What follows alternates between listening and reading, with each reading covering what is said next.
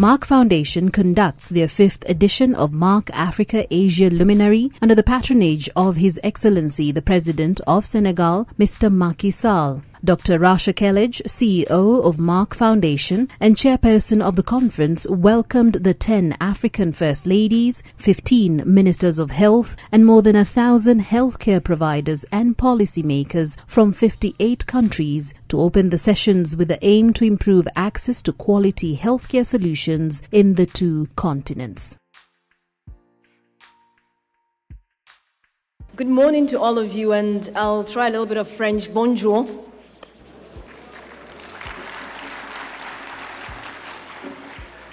His Excellency President of Senegal, Macky Sall,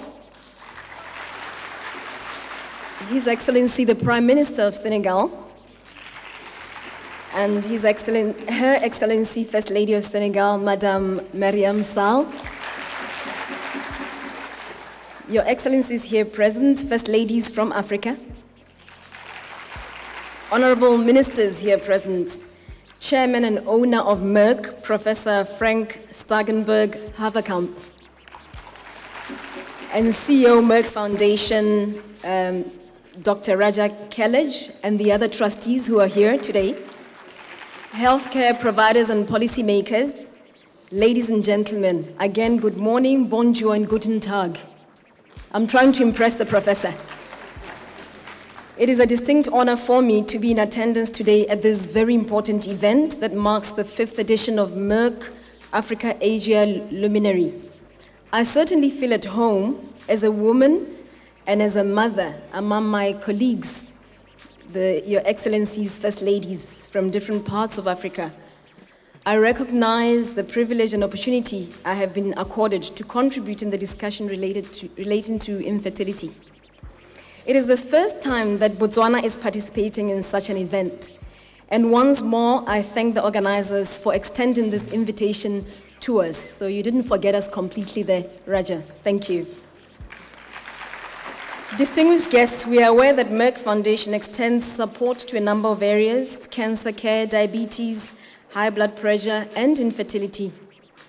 Amongst the issues that will be deliberated on over the next 2 days is the issue of infertility.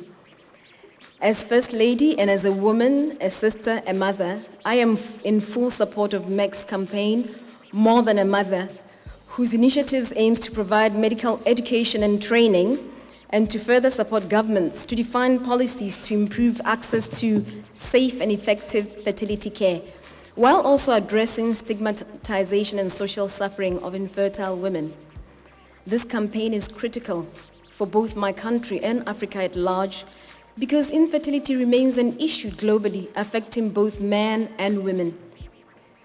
But we know how it is the women, particularly in our African setting, bear the bulk of the social and emotional burden when there's an inability to conceive. So we are always blamed. In my country, Botswana, although there's no recorded official statistics, fertility practitioners estimated to be around 15%. Botswana, similar to many countries, have over the years rather focused on studies around fertility rates, where the drive in the past was towards reduced fertility rates, which we have actually achieved to a large extent. Our fertility rates currently average around 3 per woman.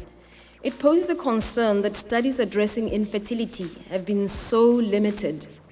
In Botswana, we do not have extreme cases of inhumanity, torture, abuse, and stigmatization of women with infertility challenges, but our affected women are often shamed in subtle ways, which is a form of prejudice.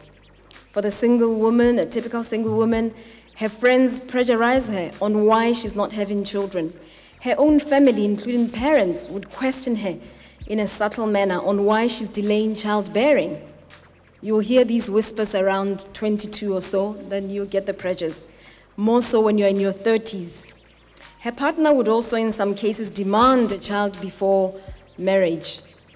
All these placing tremendous pressure on women, leading to reduced self-esteem, self-worth, and adequacy as a woman.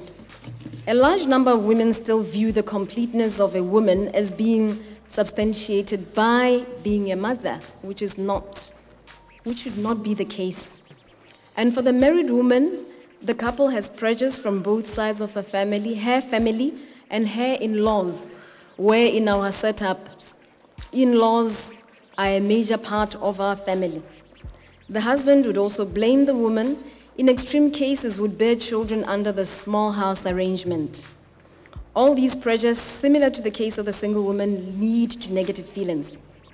In my country, if a couple fails to bear children, automatically society continues to place blame solely on the woman, although it may actually be the man's problem too.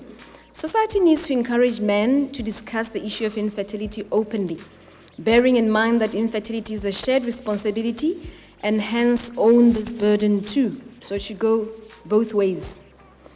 Going forward, to help those carrying this burden have a lighter load or no load at all.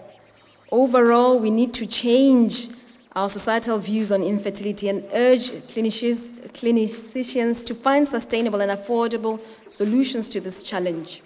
So overall, we need to wear a different lens. Actually, Raja, I wish we had a lens here, literally, where we have a different set of glasses so that we look at this very differently. It would be good if there would be policy changes for assisted reproduction and awareness, and where our governments could avail specialized care to assist fertility. Over the years, in Botswana, a large number of IVFs, for instance, are done in neighboring South Africa. We just didn't have the facilities. And more so that and another factor is that the average Botswana cannot afford this service. Even if it were made affordable, it would be great. Educating couples on factors affecting conception would be good. Some couples are not even aware that diet may be a contributing factor, lack of exercise, so awareness and education would work well. We would also require counseling services so that no woman suffers in silence. A lot of women hold it back. They're too ashamed to even discuss it. And couples could also be counseled, and even families who live with these people. Much as it is difficult to wear this lens, I still emphasize that it should be worn and there should be a shift. Even in the early stages of life, girls and boys should be made aware of this, so that as they grow up, they are aware that infertility may happen and there's nothing to be ashamed of, and that there are other options such as adoption, although it may be difficult in some cultures. Girls should also appreciate that, actually both girls and boys should appreciate that one's manhood or womanhood should not be validated by childbearing only. There are so many other things. I wish to implore you all to join hands and fight the stigma. And once more, I congratulate Merck on attaining its 35th anniversary and the Merck Foundation on its first. I thank you all for your attention. Merci beaucoup.